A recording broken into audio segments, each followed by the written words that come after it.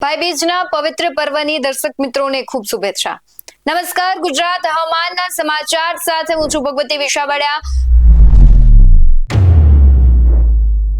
આમ તો ચોમાસાએ વિદાય લીધી છે, પણ ફરી એક વખત ગુજરાતમાં ચોમાસું સક્રિય થશે તેવા એંધાણ દેખાઈ રહ્યા છે।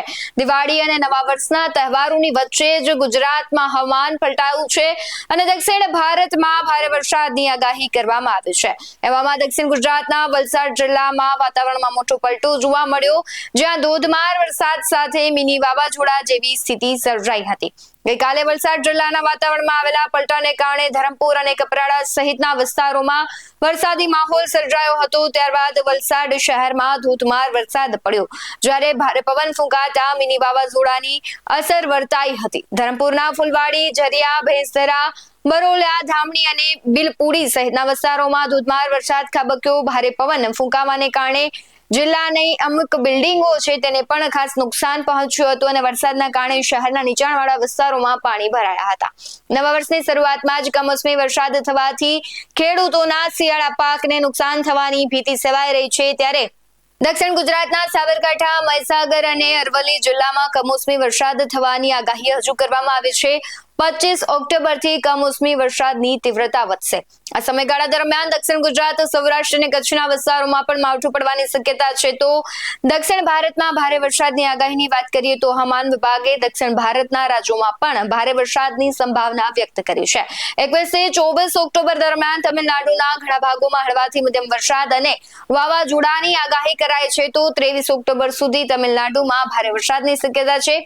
આ સિવાય લક્ષદ્વીપ, દરિયાકાંઠાના અને આંતરિક કર્ણાટક, કેરળ, માહે દરિયાકાંઠાના આંધ્રપ્રદેશ, યાનમ, રાયલસીમા અને તેલંગાણામાં પણ આ સમયગાળા દરમિયાન વરસાદ પડશે। 22 થી 24 ઓક્ટોબર સુધી કેરળમાં અને 23 થી 24 ઓક્ટોબર સુધી કર્ણાટકના દરિયાકાંઠાના પણ ભારે વરસાદનું અનુમાન છે। તો બીજી તરફ 22 થી 25 ઓક્ટોબર દરમિયાન દરિયાકાંઠાના આંધ્રપ્રદેશ અને રાયલસીમામાં ભારે વરસાદની આગાહી કરાઈ છે અને આગામી 5 દિવસમાં આ વિસ્તારોમાં વીજળી અને 30 થી 40 કિલોમીટર પ્રતિ કલાકની ઝડપે પવન સાથે વાવાઝોડાની આગાહી પણ કરવામાં આવી છે।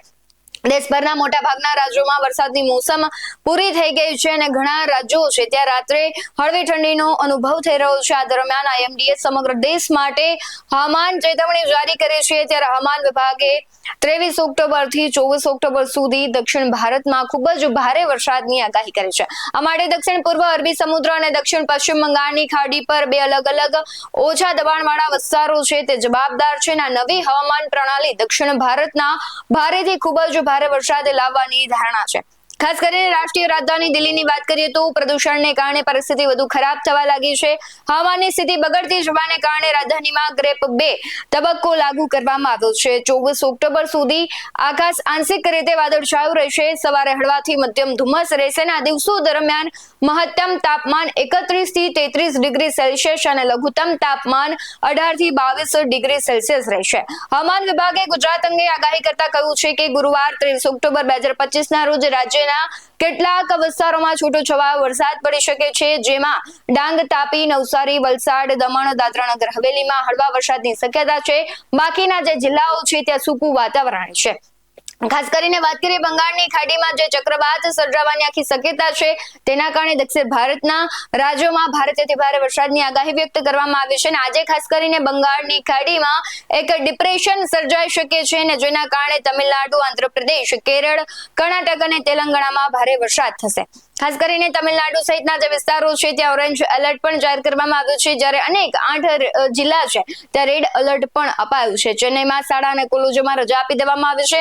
નોંધનીય બાબત છે કે તમિલનાડુ, કર્ણાટક, આંધ્રપ્રદેશ, કેરળ અને તેલંગાણામાં 28 ઓક્ટોબર સુધી ભારેથી અતિ ભારે વરસાદની આગાહી આપવામાં આવી છે। જે પ્રમાણે દક્ષિણ ભારતમાં ભારેથી અતિ ભારે વરસાદ, જ્યારે ઉત્તર ભારતમાં ઠંડીના ચમકારાની શક્યતા વધી રહી છે અને હવામાન વિભાગની આગાહી છે કે આગામી 2 થી 3 દિવસમાં ઉત્તર અને પશ્ચિમ ભારતમાં તાપમાન 2 થી 4 ડિગ્રી સેલ્સિયસ જેટલું ગગડશે।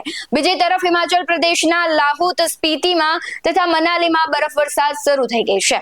હવામાન વિભાગની જે પ્રમાણે આગાહી છે તે મુજબ બેસતા વર્ષના દિવસે જ ગુજરાતના અનેક જિલ્લાઓમાં કમોસમી વરસાદ ખાબક્યો।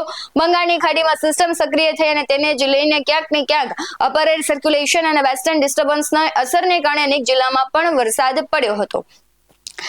બેસતા વર્ષમાં જ ડાંગ જિલ્લામાં કમોસમી ધોધમાર વરસાદ પડ્યો. ગિરિમથક સાપુતારા અને આહવા જેવા વિસ્તારોમાં ભારે વરસાદના કારણે રસ્તાઓ પરથી વહેતા પાણી થયા હતા, જેના લીધે દિવાળી વેકેશન માટે આવેલા પ્રવાસીઓ મુશ્કેલીમાં મુકાયા. અચાનક પડેલા વરસાદથી ડાંગર સહિતના તૈયાર પાકને ગંભીર નુકસાન થવાની ભીતિ ખેડૂતોમાં સેવાઈ રહી છે, જેનાથી તેમાં ચિંતાનો વધારો થયો છે. આવા જ વધુ અહેવાલો સાથે ફરી મળતા રહીશું. તમે અમારી YouTube ચેનલને સબસ્ક્રાઇબ કરવાનું, અમને Facebook અને Instagram પર ફોલો કરવાનું ભૂલશો નહીં. બાકી અવનવી અપડેટ્સ મેળવવા માટે આપ જોતા રહો BS19 ન્યૂઝ. નમસ્કાર.